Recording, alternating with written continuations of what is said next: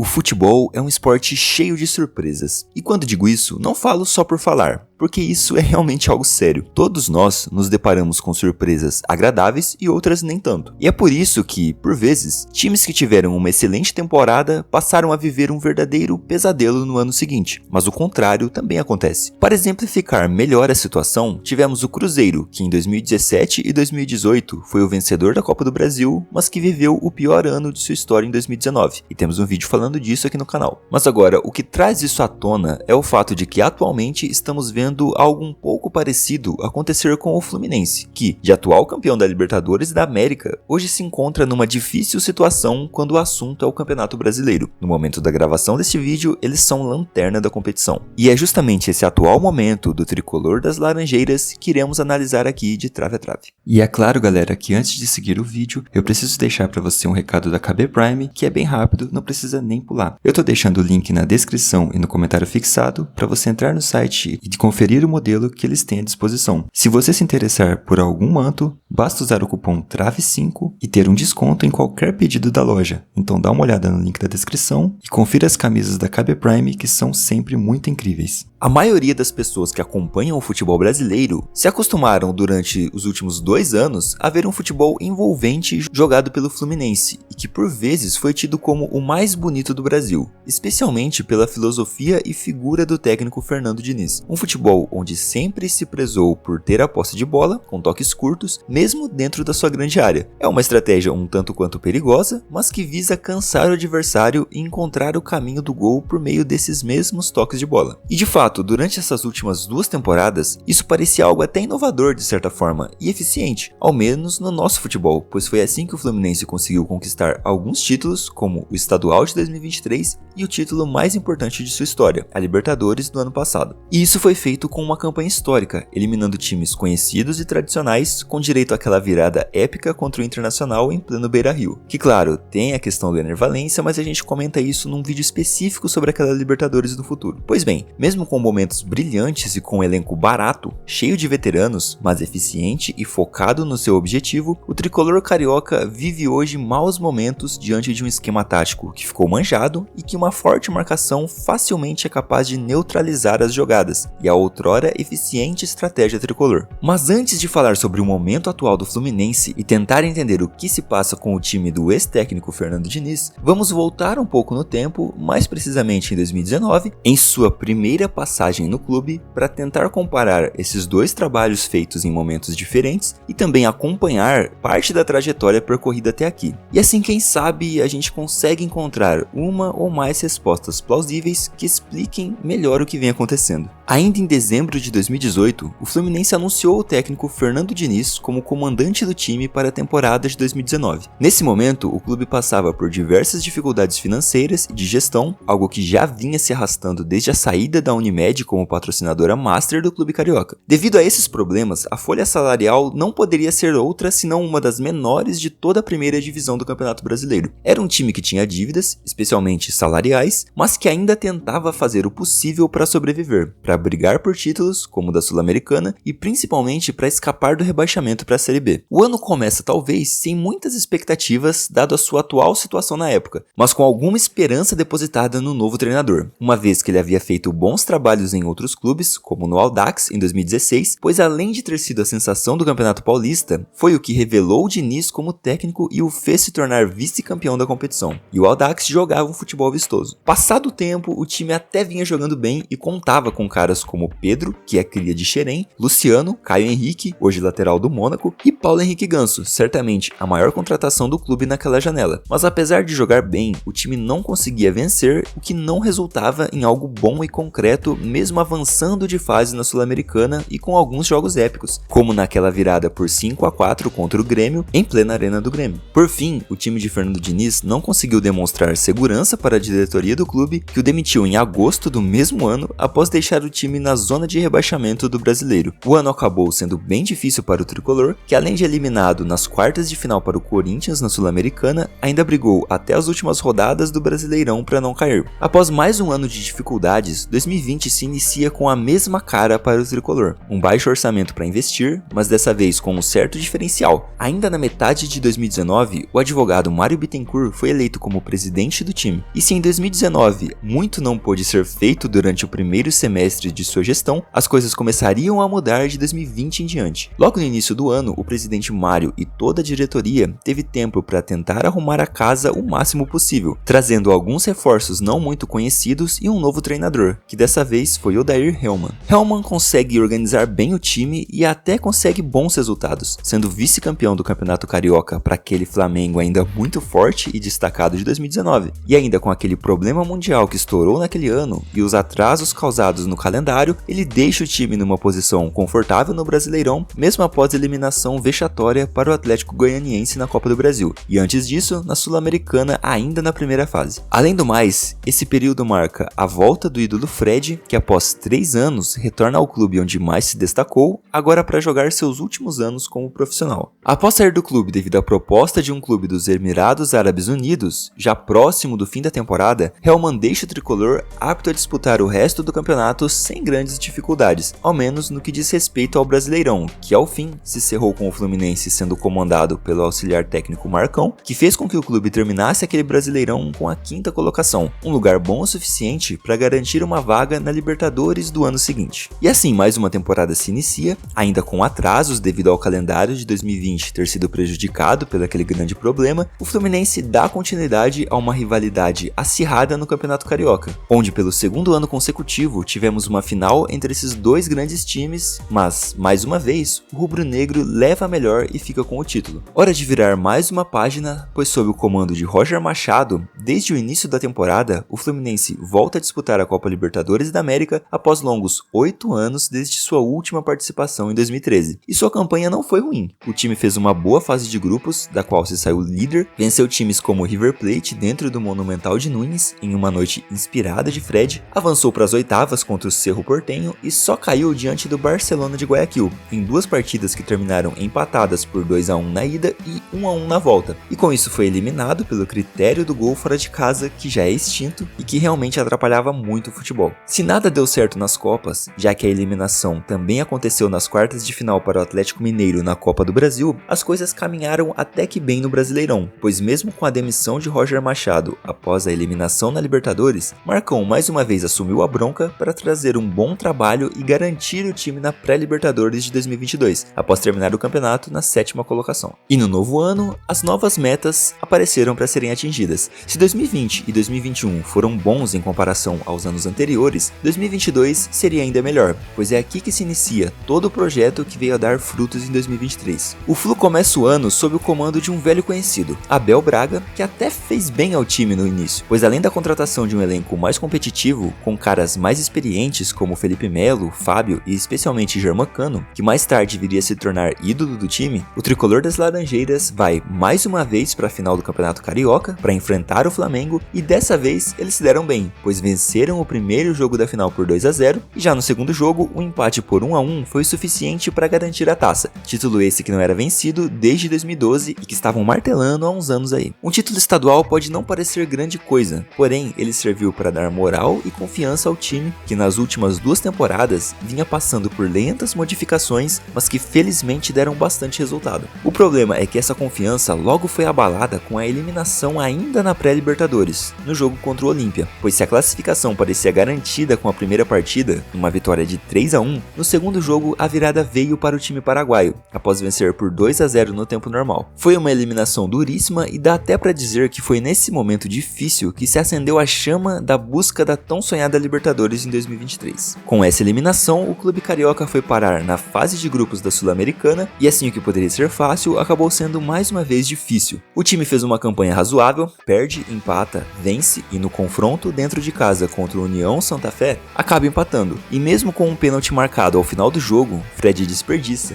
E assim, tudo acaba em 0-0. Esse empate custou a classificação do time para as oitavas, já que até 2022 apenas o primeiro colocado passava de fase para encarar os times dos outros grupos ou então os que caíam da Libertadores na terceira colocação da fase de grupos. Após Após esse jogo, Abel Braga entrega o cargo e dá vez para Fernando Diniz. De fato, a saga começa aqui. Isso porque Diniz começa muito bem, vencendo um jogo da Sul-Americana contra o Júnior Barranquilla da Colômbia, dando esperanças ao tricolor, mas, mesmo empatando e vencendo na última rodada por incríveis 10-1 na Bolívia, isso não foi suficiente para classificar. O time já estava fora. O foco então se tornou no Campeonato Brasileiro e na Copa do Brasil, que foi boa para o tricolor, já que o time chegou até a semifinal para encarar o Corinthians, mas novamente isso não foi suficiente e acabou sendo eliminado após um empate no Maracanã e derrota na Neoquímica Arena. Já no Campeonato Brasileiro, o time de Diniz conseguiu terminar na terceira colocação, ficando atrás apenas do Internacional e do Palmeiras, que havia sido campeão da competição. Mas destaque mesmo foram alguns jogadores, como é o caso de John Arias, Germán Cano e o volante André, que já havia sido a revelação do Brasileiro de 2021. Cano, além de craque do Brasileirão, ainda foi o artilheiro da mesma competição com 26 gols, artilheiro da Copa do Brasil com 5 gols e, como se isso não fosse o bastante, balançou a rede 44 vezes em 2022, se tornando assim o maior artilheiro do Brasil. E após essa boa temporada em 2022, certamente a melhor desde 2012, o Flu começou o ano bem, com um elenco mais entrosado, com o trabalho de Fernando Diniz mais consolidado e respaldado pela diretoria, além, é claro, das novas contratações e investimentos que deram retorno ao fim da temporada. Para começar, uma de suas maiores crises retorna. O lateral Marcelo, ex-jogador do Real Madrid e da seleção brasileira, volta para o clube que o revelou lá em 2006. Assim, passou a ser referência e peça fundamental no esquema tático de Diniz. A importância dele foi tanta que sua estreia foi justo na Libertadores, no primeiro jogo contra o Sporting Cristal, onde o tricolor venceu por 3-1. E logo depois, seu segundo jogo e estreia em clássicos foi justo contra o Flamengo, na final do Carioca. Numa virada histórica e inédita, após perder o primeiro jogo por 2-0, o Fluminense devolveu um sonoro 4-1, com o primeiro gol sendo do Marcelo, gol esse que foi uma verdadeira pintura. Título conquistado em cima do rival, era hora de focar os trabalhos nos outros campeonatos. O Flu começa bem, apesar de oscilar por alguns momentos no Brasileirão,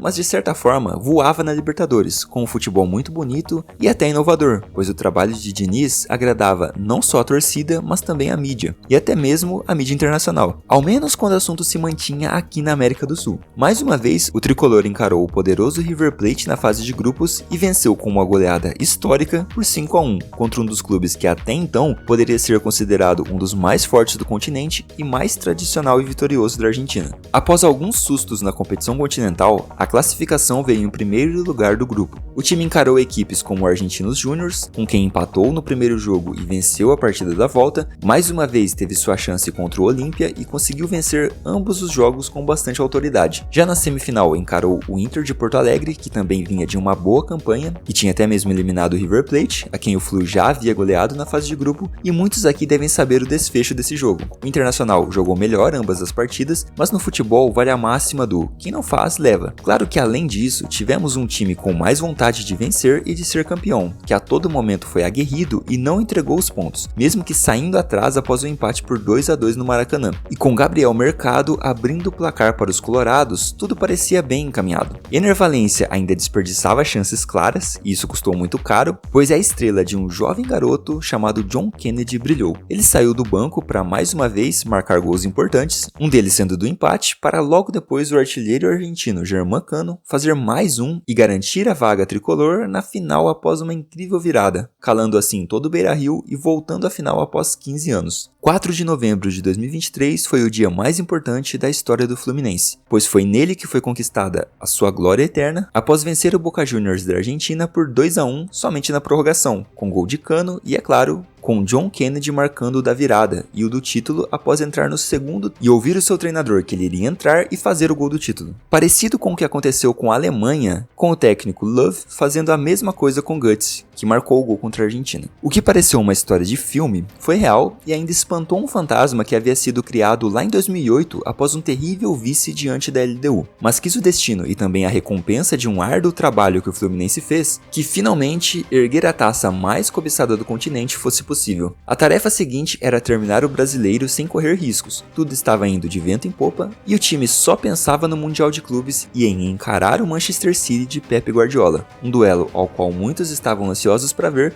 especialmente devido ao estilo e particularidades de cada um dos técnicos. Em 22 de dezembro de 2023, o Fluminense encararia o time mais forte daquele momento no mundo, que sem dó nem piedade meteu um 4-0 no tricolor, com o primeiro gol acontecendo com menos de 1 minuto de jogo e com um erro de saída do do Fluminense, o que foi suficiente para mostrar a diferença entre os níveis do futebol europeu e brasileiro, e também temos um vídeo sobre isso aqui no canal, vale a pena conferir. O esquema tático de Fernando Diniz foi facilmente quebrado pelas altas linhas de marcação de Pep Guardiola, visto que a todo momento, para cada jogador tricolor com a bola, poderiam vir 2 ou 3 do City que impediram facilmente o clube carioca de jogar seu jogo. Foi aí que ficou um pouco evidente a fragilidade do esquema de Diniz. Se em 2023 foi pura alegria, uma verdadeira lua de mel com a torcida, em 2024 a temporada não está sendo a mesma coisa. De início, muitos entenderam que o time ainda estava em recuperação após uma temporada exaustiva e imensa, que foi a de 2023, mas o fato é que o time parece ter se perdido no tempo, logo após as férias de início de ano. Mesmo nos jogos mais fáceis do Campeonato Carioca, nos quais o Flu jogou com times alternativos, as coisas não pareciam tão interessantes. Dá pra dizer que o Fluminense só foi aquele Fluminense que vimos em 2022 e 2023